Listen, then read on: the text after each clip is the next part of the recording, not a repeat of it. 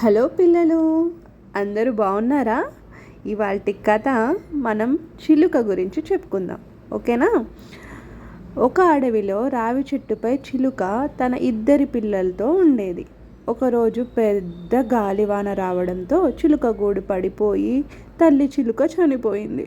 అటుగా వెళ్తున్న ఒక వేటగాడికి ఒక చిలుక పిల్ల దొరికింది. మరొక పిల్ల సమీపంలోని ముని ఆశ్రమంలో పడింది. ఆ చిలుక పిల్లలను ముని బాలకులు చేరదీశారు.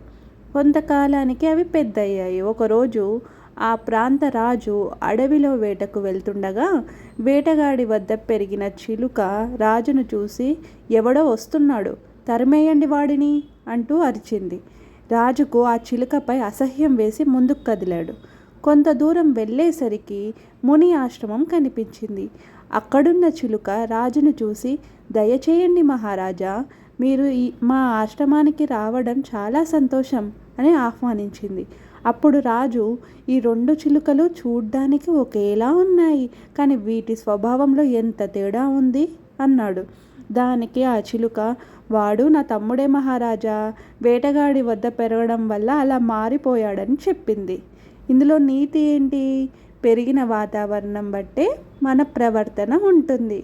బాగుందా పిల్లలు చిలుక కథ? Good night.